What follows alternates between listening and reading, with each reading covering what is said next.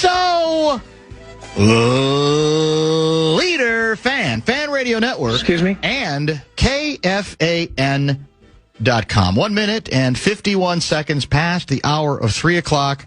Central Daylight Saving Time. Welcome back. It is a Tuesday edition of the afternoon aardvark on a really pleasant, low dew point weekday afternoon here in the Twin Cities of Minneapolis and St. Paul. We are back in headquarters today. We, meaning Guardsy, the producer of the show, me, former Inkstein Wretch. Does that sound like the wind? Newspaper, the Twin Cities. I just thought of it. Pretty close. For a minute there, I thought this microphone was malfunctioning again. I'm going to get a bunch of texts on that saying the new and improved microphone has gone back in the wrong direction. You sound great. But we're back in headquarters after spending yesterday quite happily at TCO Performance Center.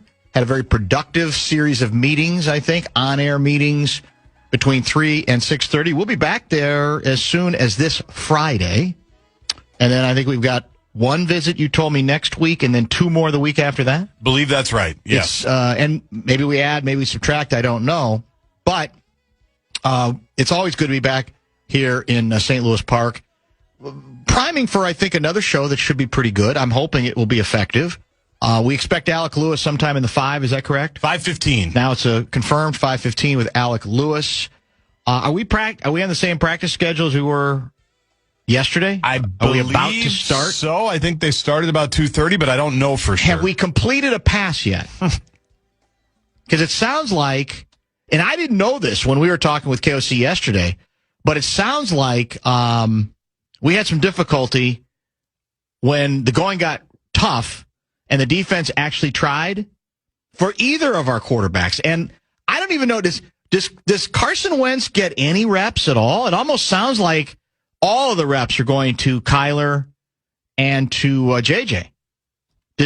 I saw Carson do like 1 or 2 things on that far field. All right. Not a ton, but I saw him get a couple. But we apparently did not get much done offensively.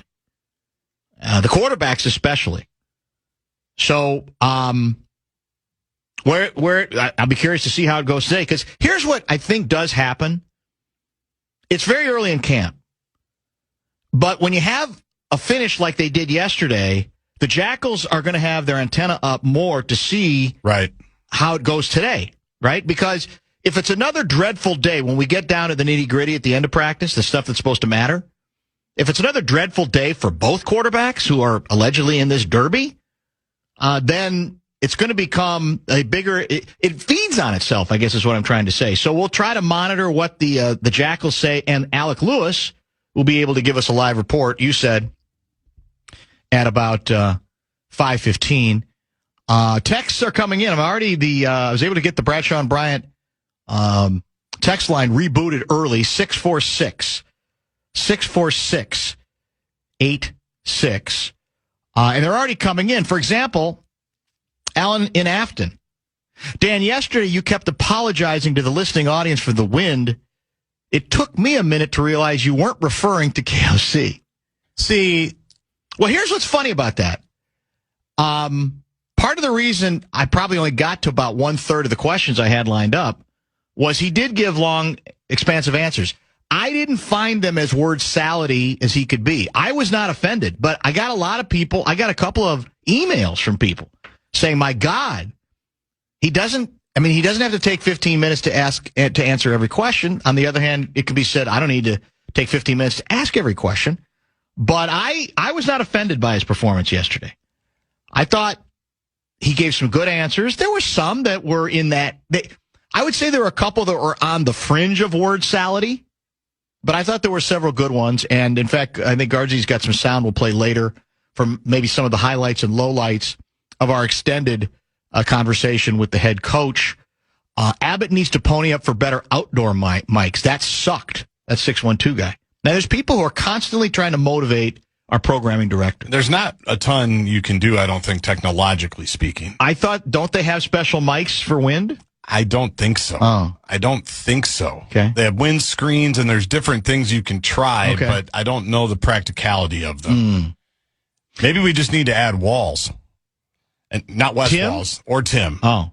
Well, Tim will have time. Oh, walls is in W-A-L-L-S. Like, yes. A lot of tents have the walls you can put up. Maybe we just need to try that then one. Then we get hot, though, wouldn't we? I don't know. No? I don't know for sure. We could give it a shot. If Carson Wentz was the best quarterback in camp, would they even start him? I'm not sure they would at this point. That's Tim and Walker. He's probably right. Yeah, it would take a lot to say, boys and girls, this quarterback competition we had between the incumbent and the wily veteran, turns out we're going with Carson Wentz. That'd be a hell of a story, right? But I got to think several things will have to happen before we get to that point. We are indeed your Say It Isn't So leader. Not for the first time, and certainly not for the last time. This is I think for me, the classification of Say It Isn't So as it pertains to conspiracy theories. Really? This one is one I can effectively tell you, I think honestly tell you, I didn't know existed. But did you know there is a conspiracy theory suggesting that Babe Ruth never existed? I did. I forget who said it, but I did see this video circulating. I don't even know where to begin with this one. Well, have you ever seen him? No, not in person. No. I've seen film of him, though. Did you? Well, there's... It's pretty easy to poke holes in when you think about it. I saw a great film of him landing on the moon. Yeah. I'm pretty sure it was Babe Ruth landing on the moon. Going to catch one of his home run balls. Well, he had to retrieve it. The most famous Babe Ruth film ever is of his alleged called shot at Wrigley Field. Yeah. You can see him, and the debate is whether he was actually pointing to the outfield or actually just pointing at the pitcher to make a point about whatever point he was trying to make. I think, well, in fact, in one of the most emotional sports movies ever made in the black and white days, I think it's called Pride of the Yankees, and it's the story of Lou Gehrig, who we've covered a lot on this show because of the time he spent at Mayo Clinic way back in the day, remember? In fact, Jonathan Eig, that's when I think we first talked to him, the Pulitzer Prize-winning author, right? Because he'd written a Gehrig book, and he had all kinds of things about letters that he was sending back to family, his wife, etc.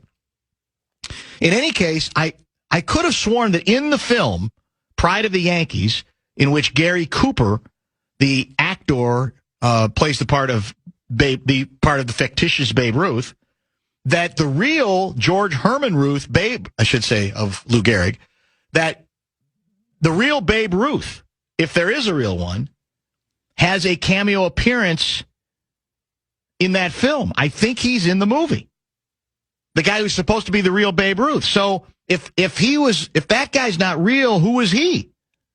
Who is the guy who played the fictitious Babe Ruth then, if Babe Ruth never existed? Okay, see, that's good evidence to have. That's good evidence to have in the bit. Who was the guy that said it? Do you remember? It was, I do have it. I think I did watch it. I didn't watch the whole thing, but I saw that it was kind of floating around there, and it just cracked me up. I was going to start either with that or the Ronaldo news. Have you heard about the Ronaldo news? I don't think I've heard about that. It's pretty juicy stuff, too. Man. But hold on a second. There's a lot of stuff. We didn't mention, by the way, in Top 5 yesterday, or did it happen after the show, that we got our coach back, right? Speaking of football. Oh, yes, you're right. That's a good point. Pochettino's extending. Back. Yeah, that's good. Well, is he? Because our guy, Jamie Watson, is skeptical. He's worried that it's going to be another flirtation, an ongoing like one flirtation after another, and then he's going to be that. He wants him in all the way. He wants him. Here's the headline: New York Post Sports. Pete Crow Armstrong, I think plays for the Cubs, embraces bizarre Babe Ruth didn't exist conspiracy theory. Is that who you were thinking of? I think it is. He was on something called the Let's Be Honest podcast with Kristen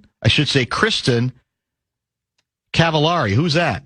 Wasn't that Jay Cutler's ex-wife? Yeah, you're right about Laguna that. Beach. Cavallari prompted Crow Armstrong to share an unpopular opinion, and he immediately launched into his conspiracy that Babe Ruth never existed. While Crow Armstrong seemed to be sharing this theory in a somewhat joking manner, he seemingly took a dig at the level of competition that Babe faced during his career from 1914 to 1935. This is going to be crazy. Babe Ruth never existed is one that I like. I heard some picture with the Mariners. I think he did some podcast on Zoom where he was going down the rabbit hole with somebody about how Babe never existed. We always talk about how the game is evolving. Perhaps people might as well have been like underhanding the ball to that guy. So that seems to be saying, I'm not saying he didn't exist. I'm saying he shouldn't be revered and hailed to the degree that he was or has been historically in baseball. But I still haven't found. Crow Armstrong made reference to a 2024 interview with then Mariners pitcher Taylor Saucedo, who claimed that because he's only ever seen one video of Ruth, he doesn't believe he really existed. Ruth's career ended in 1935, meaning there are still people alive who saw him play.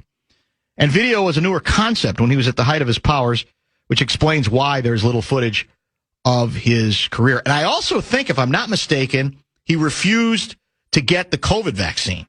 I'm pretty sure Is Babe that Ruth, right? the fictional Babe Ruth did that as well. One of the reasons it's one of Aaron Rodgers' favorite fictitious players. I don't know. Not exactly sure. I need some help on that one. I definitely need some help Babe Ruth? It's very funny. It is. It's terrific. It's very funny. Yeah. Did you hear PJ invoked Babe Ruth the other day in Chicago at Big Ten Football Media Days? What was the occasion? He was comparing your guy. Lid off the jar? No, he was comparing your guy Signetti to Babe Ruth. Oh, he was very complimentary of Signetti. And I gotta saying say. The guy called his shot. Yeah. He's like Babe Ruth. Yeah. And I was in the audience for that, and I was watching all the writers, all you jackals, you're all the same. Yeah. What happened the second that he said that? Everybody's pen went to their paper. Like, I'm using that one. That's the one I'm using. And my buddy Scott Docterman used it for a really good piece, just talking about the arrogance of the Big Ten right now. Right. Or the vibe. Yes. Because you can't say arrogance, the confidence of the Big Ten. Yes. But so this is the second time in a week I've heard Babe Ruth, and I can't say that I'd thought much about him. He did not exist. Think about it. He did not exist. I'm going to look it up during the break, but I'm pretty sure he played himself, or whoever he is in real life, was in real life, in Pride of the Yankees. Yeah. When John Goodman played him in Babe, yes. I want to say in the 90s. That's true. So who is he? How did he prepare? I don't know. I never saw a video of Abe Lincoln either. Guessing he never existed.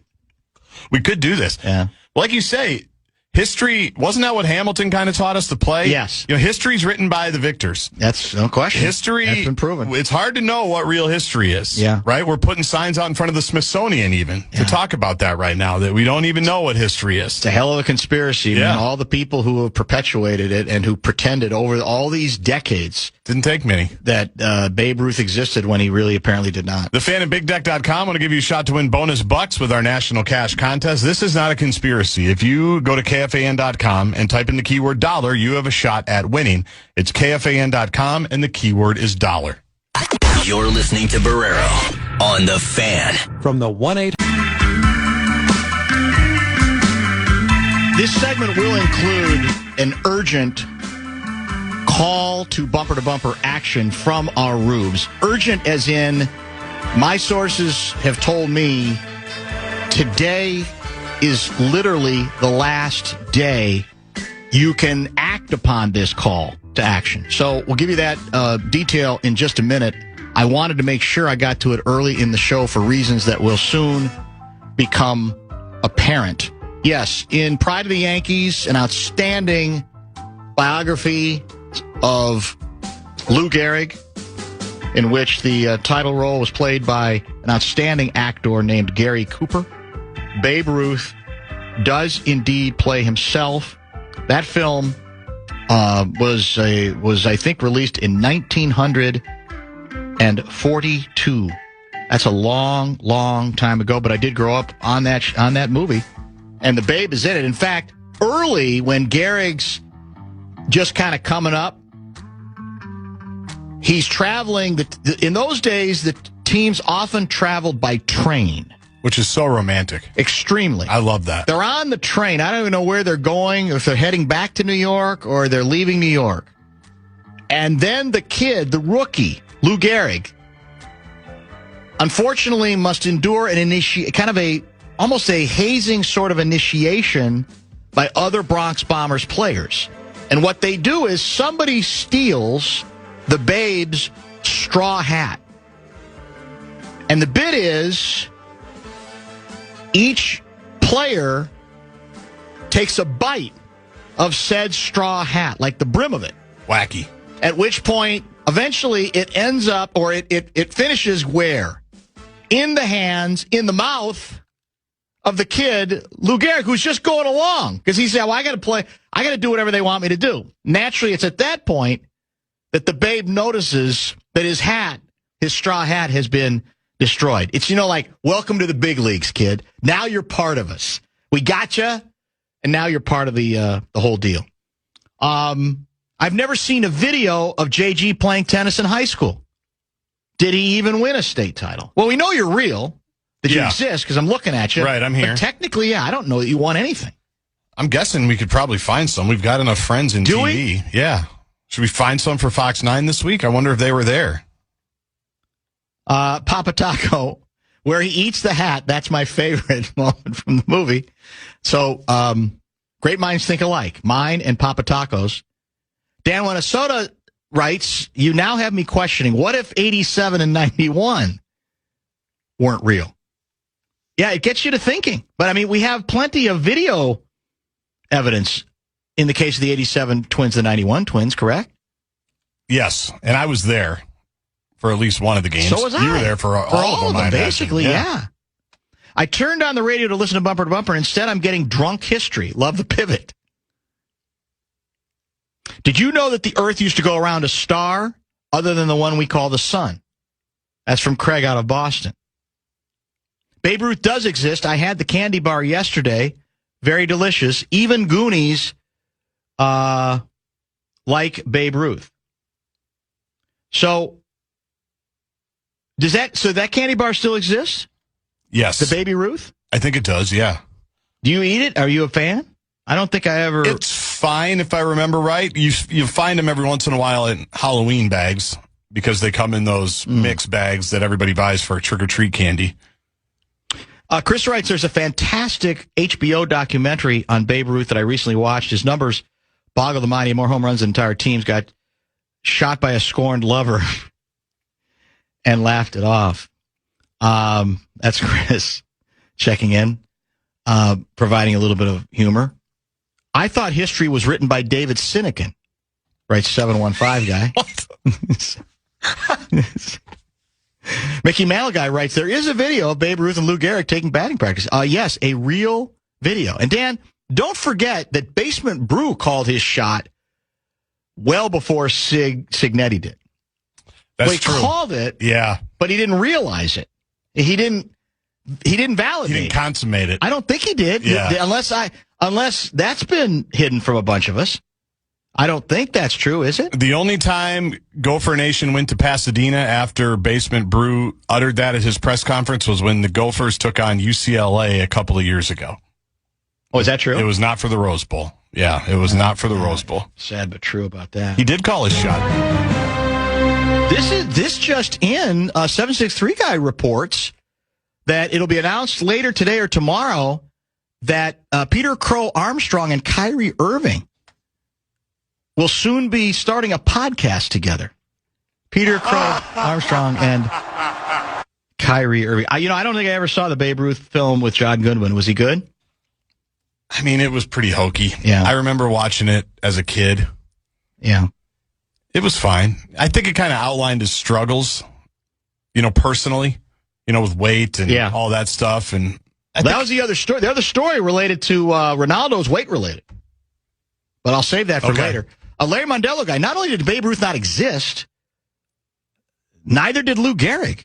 And to really sell the fraud, they even created a disease and named it after Gehrig.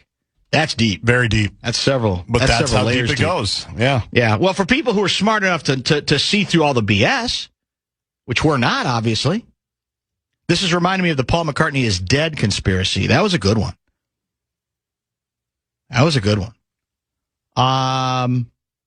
The call to action. I was told today that the Bumper to Bumper program has literally the next 3 hours. 3 hours. 3 hours. That's it. Okay.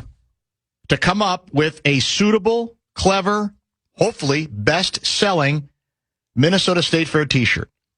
Oh, we can do that. So I'm looking for any and all suggestions from the Bradshaw and Bryant KFAN text line 64686 or Twitter via you or me. Yep. To come up with some ideas, because the Rubes always are better than we are, frankly, at coming up with some things to think about. But indisputable. We're told this is it. Okay. Now, I think we can do this. The other choice was, and I liked it as of yesterday, but I don't think the people who make this decision ultimately do, is, does it have to be a saying? Can we just do a bumper-to-bumper T-shirt? I know. I don't think people too. are. They think there always has to be a hook, a bit beyond that. So I don't know. I would go with just a well-designed bumper-to-bumper shirt. But that's what we used to do back in the day. Yeah, but and I'm perfectly satisfied if we don't. That in the top 10 KFAN T-shirt sales, we're 12th. I once upon a time it bothered me. I'm past the point where I'm concerned about that. I'll take whatever if it's nice looking and people who want to buy it, buy it. If not, we'll take all the extras. Well, and as we know, we don't get any money from the shirts that are purchased. Maybe you don't. Well, you probably do. It's a good point. That's a great point. I should probably just speak for myself. Maybe that's why I'm not motivated. maybe that's why I'm past it as well. That's true. From staying up at night trying to figure out what our shirt's going to look like. Maybe that's it. I should think about that. I should have thought about that. Yeah. No, so keep them coming, start to finish, and you may win. Now, you can't win anything, I don't think, either. I don't think anybody in our audience is going to get a prize. Maybe they'll get the person who comes up with it. Can I just buy him a shirt? I'd say that's the incentive. Yeah. Yeah, you get that. You get the shirt. Yeah, we'll give it to you. Shirt. Yes, we'll give it to you. Yeah. We'll write down the number of the person that gave it to us. So maybe star all the ones that you like, and we'll do our best to make it happen. Just Dave writes, the Baby Ruth candy bar is actually named after the kidnapped baby of Charles Lindbergh and not after the great Bambino. More conspiracy? Just Dave. So why do we want to eat that candy bar then? That's kind of a horrifying backstory. I did not see a quesadilla. Is that too inside? It's awfully inside. That's inside. It's funny. It's funny. I'm not sure enough people would buy it. No, Lavelle, we do have to have a quesadilla for, though. I promise I will have one for him that day when he comes to the fair. Do you know who I think can either confirm or deny the existence, once upon a time, of George Herman Ruth? Our next guest. That's right. Who is, among the nerds, an enemy. Because he never stopped being obsessed of ripping the baseball nerds. Kevin Kernan, great day to chat with him. Longtime ball guy who's joined us for years, now writes for ball9.com. We'll get his reaction to the trade deadline, who won it, who lost it. Can the Twins be kind of taken a little bit more seriously, given that we added relief pitchers as opposed to just imploding our bullpen as we did at the trade deadline yesterday? We'll get questions and answers to all of that with our guy, Kevin Kernan, when we return. This is Bumper to Bumper with Dan Barreiro on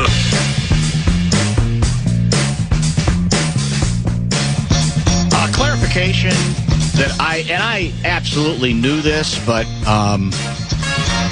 for some reason had either forgotten it or liked the bit so much I ignored it. But among the people checking in, Kessler has texted to remind us, as several listeners have, that the Baby Ruth candy bar is not named after George Herman Ruth, but was named after the daughter of Grover Cleveland. Not Grover Cleveland Alexander, but Grover Cleveland. I think I'm more confused every text we get. I very much so. We try to provide clarity. No doubt about that.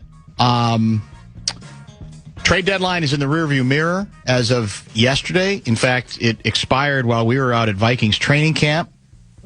Twins did make another move, I should say, and help us review everything that took place before the deadline and just kind of get caught up on the state of his favorite game. It's always a pleasure, to chat with Kevin Kernan, who writes these days, of course, for Ball9.com. Kernan, your first ink-stained wretch job was doing what and where? I was a assistant. I got hired right out of college as an assistant sports editor for the Hudson Dispatch in New Jersey. But the beauty of that was, Dan, back then we covered the Giants. Little small papers covered the Giants. And it's a long story. I won't get into all of it. But our Giants writer was also the Hudson County probate officer, believe it or not. So he couldn't really write that well. Yeah. So I got thrown right into the fire, man, covering the New York Football Giants. Got a million stories about that. And our beat writer, the guy I just told you, Carmen was he was an interesting guy. It was New Jersey politics, Hudson County, Italians. It was fun. Wow, that sounds like good memories. That's a long time ago. I'm guessing that was more than a week ago. Yeah, that's. I think we're coming up on 45, 46, 47 years ago. So, but it was it got me in with all the New York writers. That's how I got to the Post. Yeah, there you go. They knew right away that I could handle it. That's genius. Yeah, you get connected that way, and before you know it, you're moving right up the ladder. I'll give you the obvious toss-up question to start post-trade deadline. A lot of people are mad at the L.A. Dodgers. Do you share? Are you mad at the Dodgers? Are you mad at the system? Or do you say, I got no problem with what they did and baseball's going to be fine? What do you think? I'm not mad at anybody for a change. Always mad at the nerds. Yes, of course. But the Dodgers, no. You know what? Hey, I've known Friedman for a long time. I know a lot of Dodgers people. What the Dodgers do that everybody forgets, they get the money, they have the TV advantage, but they get competitors. Look back at some of the guys they've gotten going, Mookie Betts, Freddie Freeman. These are great guys that want to compete and want to win. You got to pay them. Rick Monday's a friend of mine. I did that big piece about the flag long before anybody else did that he saved this year, the anniversary of that. The Dodgers are doing what every team should be doing. Maybe you can't do it to the extent the Dodgers do it because you don't have that kind of money, but you need to work. It's what I've done, Dan. I worked the system. I worked the system as a writer to get, you mentioned that, to get the job, to get me to New York. You got to think ahead of everybody else. And the Dodgers do that. And they only came, ironically, a Jeff Hoffman, dumbest pitcher in the world, slider, away from almost, not winning last year. Right. So if they win 3 in a row, nobody's done it since the Yankees in 98, 99, 2000. I was there for all that.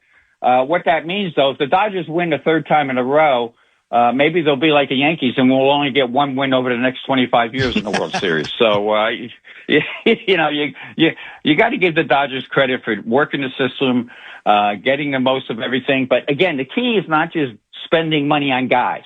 They spend money on the right guys. And that's what it's all about. Not a bad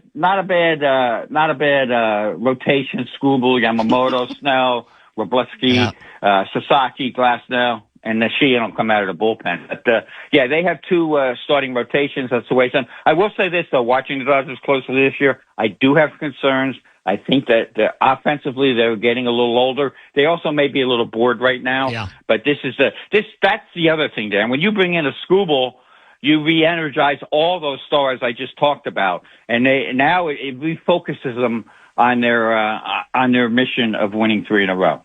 And also, they have the president, Stan Katz, a good friend of mine from way back, because he was with the Atlanta Hawks way back, as you well know. Yes, that's right. And Stan's a Jersey Shore guy who looks for the advantage and's always looked for the advantage. Stan's like me. He's just from the shore. The good news is you guys have a guy running the Twins who's from Ridgewood, so the more New Jersey guys you can get, you're okay. I'm with you 100%. I've heard a lot of, fury and a lot of anger about I'm sick of the Dodgers.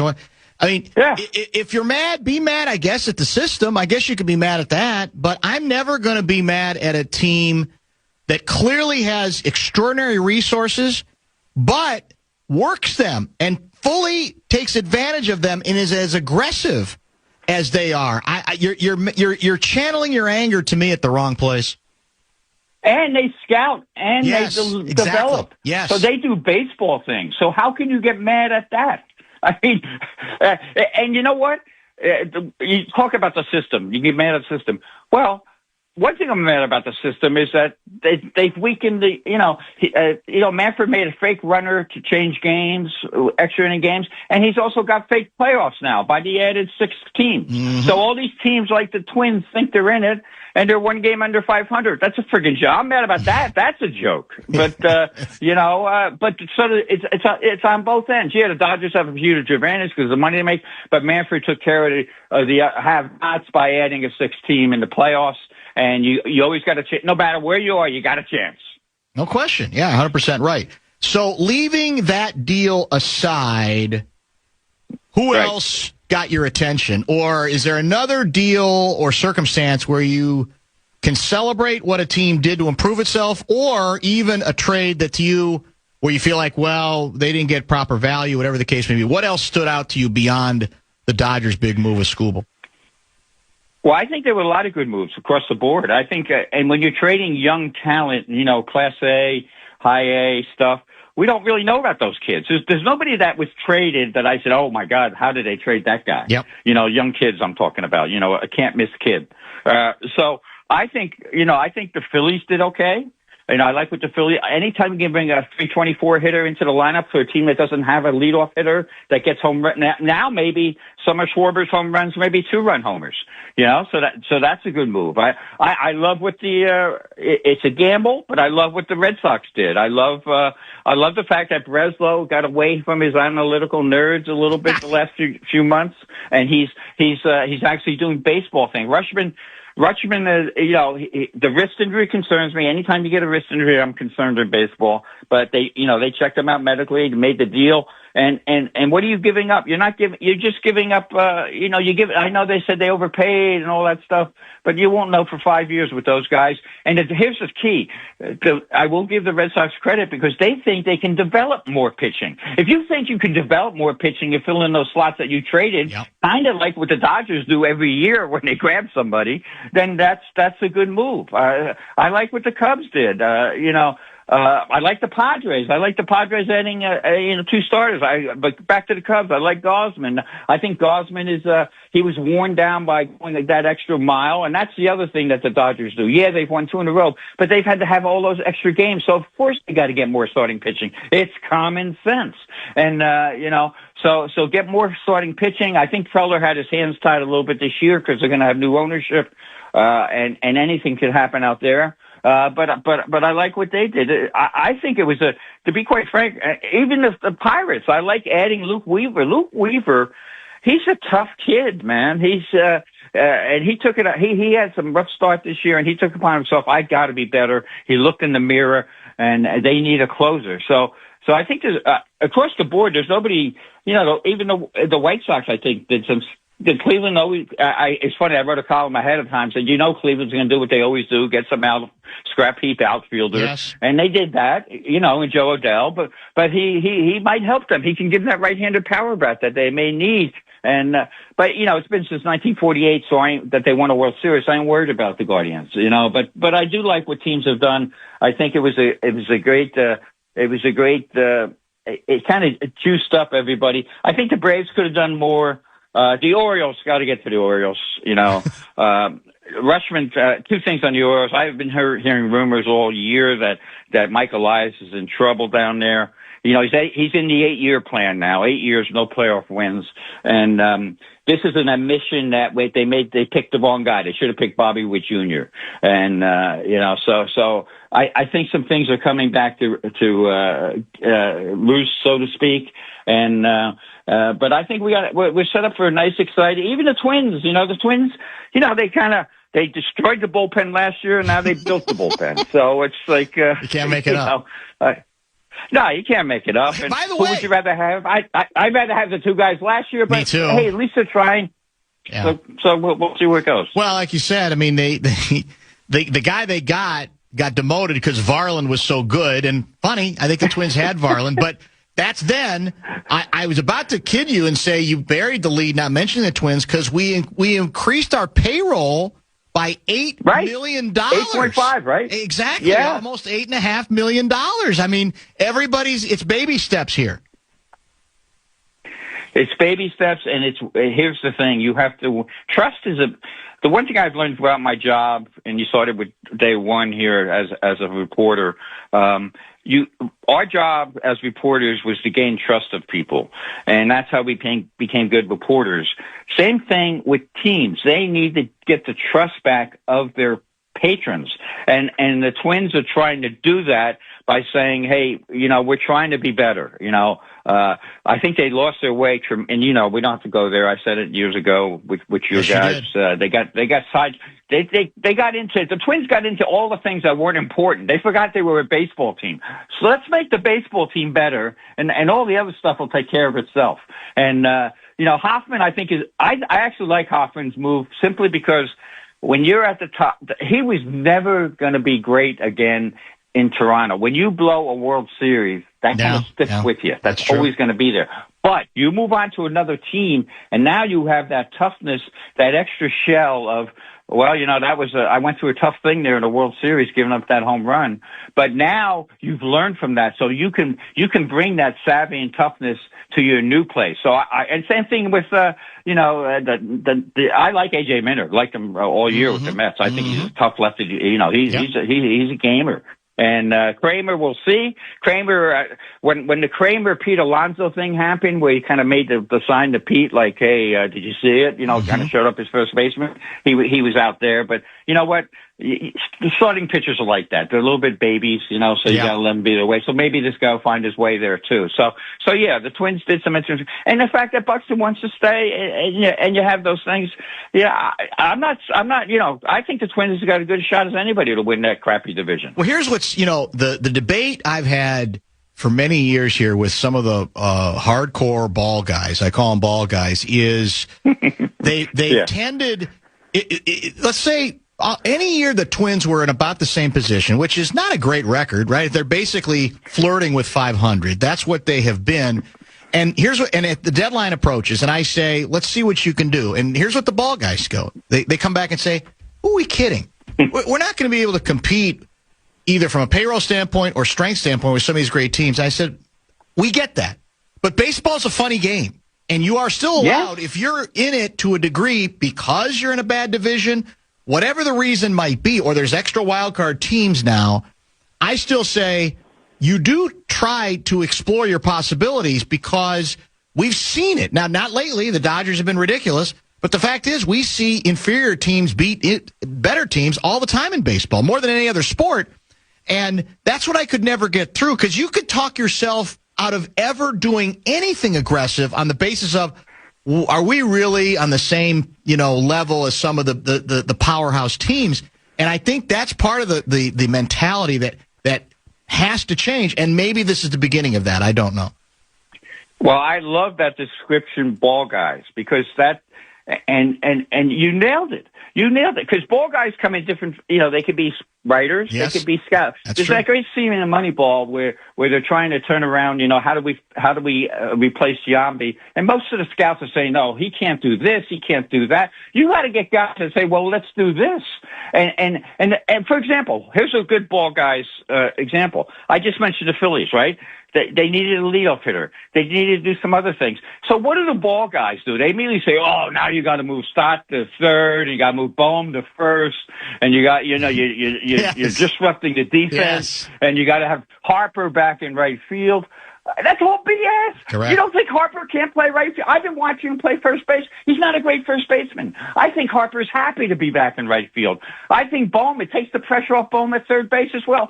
First base, when you're a third baseman, first baseman is easier to play. And as for Stott, he needs to loosen it up a little bit. So I like the fact that they said, all right, hey, we're throwing it out here. You guys do your jobs now. So I think the Phillies, they needed to take the pressure off themselves. And I think having a real ball guy like Don Manley in charge, seeing all that, knowing that, hey, and Dombrowski, hey, we're a better team now. So what if Harper's in right field? So what if he makes an error? Don't dive for anything. Don't run into any walls. Yes. It's going to take the pressure off him. He'll be better. So the Phillies will be better. Yeah, 100%. Couldn't agree more. Kevin Kernan writes these days for Ball9.com.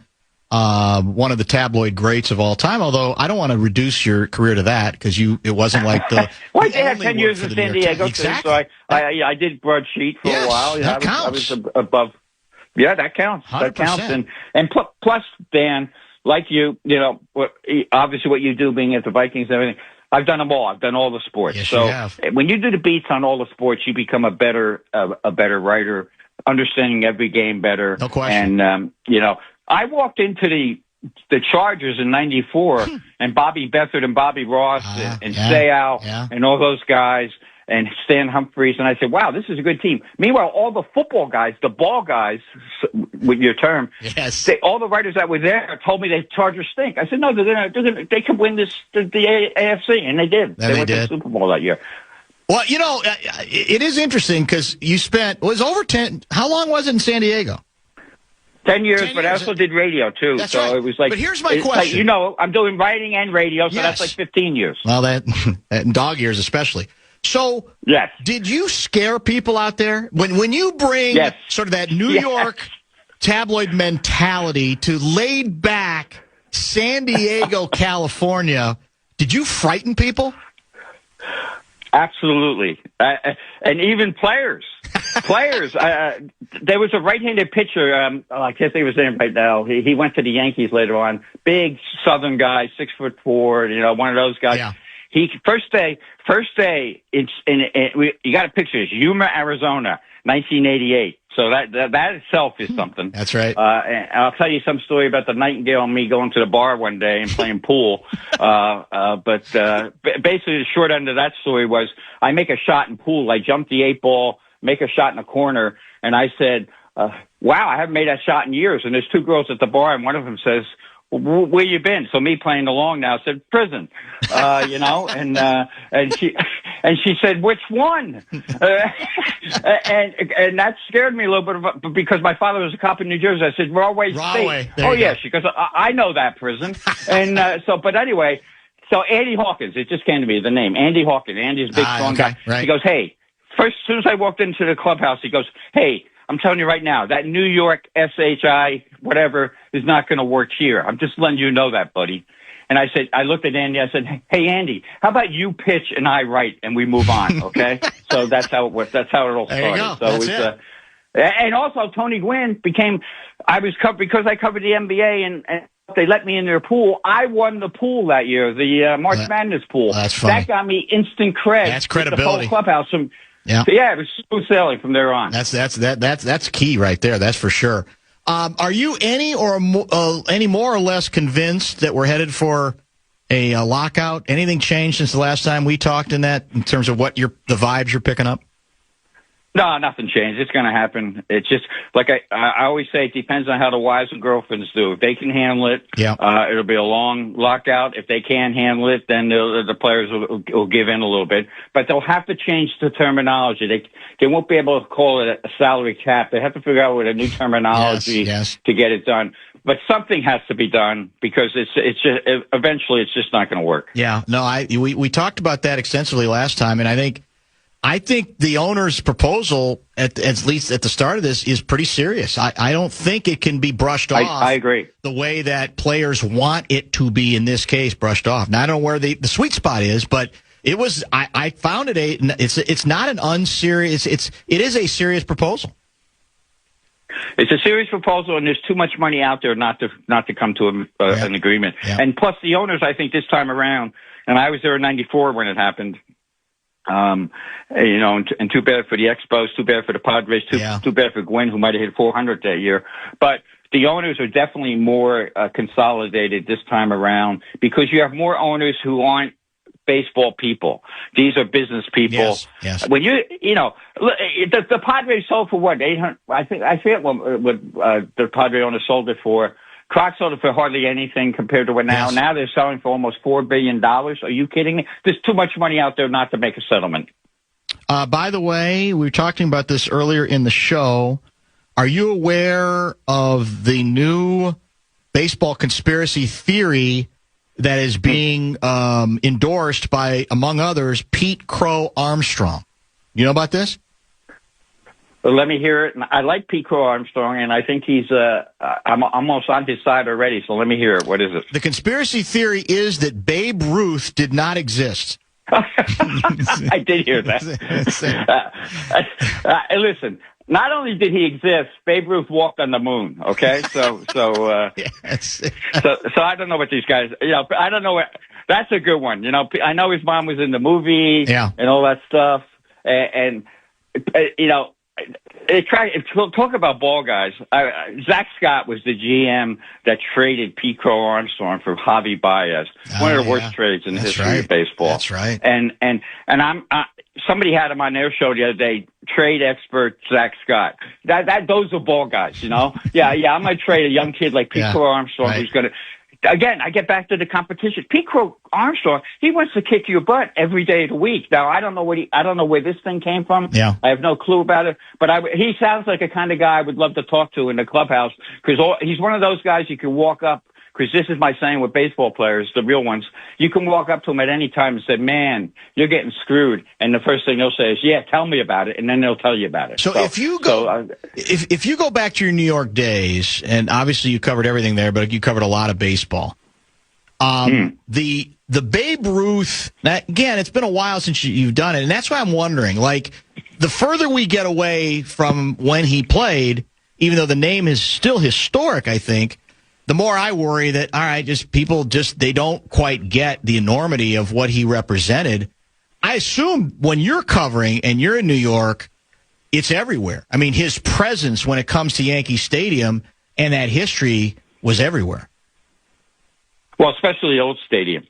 Yes. There was a room in the back corner, and it's one of the travesties of New York and what they did. They knocked down Yankee Stadium, and they didn't really save any of it. They should have. Yeah. But there was a room in the back corner. It was called the Lou Gehrig Room, and they had a mural of Munson, Gehrig, great Yankees who died and stuff like that. And it had stuff with Babe too. So that was every day. There were the ghosts were there every day with you, so you knew all about that. And I think we're dealing with that with this generation now. The other day I did a little experiment. I was in Virginia Beach and I had to go to the basement of the hotel and I was in the lobby level and there were a couple, what do you call them now? What are they? Generation, whatever they are. I don't know. Generation young kids. Yeah, whatever. 19-year-olds. Yeah. Well, I pushed the elevator button for down and they were obviously going up to the room they had just checked in. But I didn't push it for up. Normally I'm a nice guy and I'll push it for, you're going up? Okay, I'll push it up for you too. Yeah. But I just wanted to see how long it would take for them to respond. And they never figured out that nobody pushed the elevator. So when it came for me to go down, I had to tell them we're going down. You got to push the up button. So we're dealing with a generation that can't function unless it's on TikTok. So Babe Ruth's not on TikTok. We got to get Babe Ruth on TikTok. That's the answer. And then Pete Crow Armstrong will be happy. You're right. That's the answer. There's somebody who can do it. Somebody will find a way to make the TikTokization of Babe Ruth, and he'll be reborn in a sense. Those grainy videos are all like 12 seconds anyway, so it's the perfect amount of time for TikTok. That's right. Exactly. And he can point to the home run and and plus I wish I could see, because he was obviously an unbelievable Yankee, but what a stud this guy. You talk about Shohei. What a stud he was when he was with the Reds. Check out his World Series pitching numbers with the Reds. Yeah, ridiculous. So there was nobody better. And I love Shohei and all this stuff. You're not Babe. There's only one Babe Ruth. Babe Ruth is baseball. In fact, it's like people are reading your mind. Kyle from Isanti, as you mentioned the pitching part, writes this. People don't realize that Ruth started 127 games with a 2.28 ERA to go along with his Hall of Fame batting. There it is. And I think he pitched he won games in the World Series. Yeah. And that you had to go the whole 9 innings. And that's why when you ask me about some of these moves made, like for the Padres with Robbie Ray and stuff like that, I like the fact that they got two starters because the Padres could be dangerous because they have an unbelievable bullpen. It's a whole different game now. It is. So, but in Ruth's day, he had to hit him out, and nobody hit him out like he did, No. And then he also could pitch. So that is. I got to delve deeper into that and figure out what Pete Crow Armstrong is thinking there, but. Somebody needs to help him out. He's quoting. I don't remember the other player he quoted. I had the name earlier, and I think. Obviously, a lot of it's tongue-in-cheek, but anymore, it's the old, I didn't see him, so how do I know, he existed? Exactly. So. There's no video. There's no, I didn't see him anywhere on video. There's no, on TikTok, there's no 30 for 30 on him, so is this for real? Yeah. So, but I also know how ball players are. So to me, that also gives me insight into Pete Crow Armstrong. This guy's a great classic ball player. I love this kid. Yeah. And I love the fact that he doesn't think Babe Ruth existed. Fantastic. So this is the best. Good to catch up, my friend, and we'll see you in the postseason. Yes, and hopefully the Vikings can get their quarterback situation solved. Yeah, I don't know what to. I mean, it's Kyler Murray's job to lose. Certainly, there's no question. They brought him in because they want him to be the guy. We'll see. We'll see how that goes. I don't love him. I understand why they needed to hedge their bet a little bit on J.J. McCarthy, but we'll see. We'll see where it goes. I would love to see one last thought on Kyler Murray. I'd love to see him calm down a little bit and try to play quarterback, not running back. That's a great point, and I think that's their intent. We'll see if they're able to stick to it. And you have a great coach for that, so he may be able to get the kid on the right track. You might be right. We just chatted with him yesterday. Thanks again. We'll be in touch. Always a pleasure. Appreciate you. Kevin Kernan, one of the best. Ball9.com to read all his outstanding baseball work. As he points out, he covered everything back in the day, especially in his New York tabloid days. Football, basketball, baseball, etc. I don't know if he did much hockey, but he did do those big three for sure. A lot of good texts coming in. A lot of good suggestions for the Bumper to Bumper State Fair T-shirt that we'll discuss as well as we start hour number 2. Alec Lewis will join us at about 5:15, filing a live report from Vikings training camp. Don't go away. You're listening to Barreiro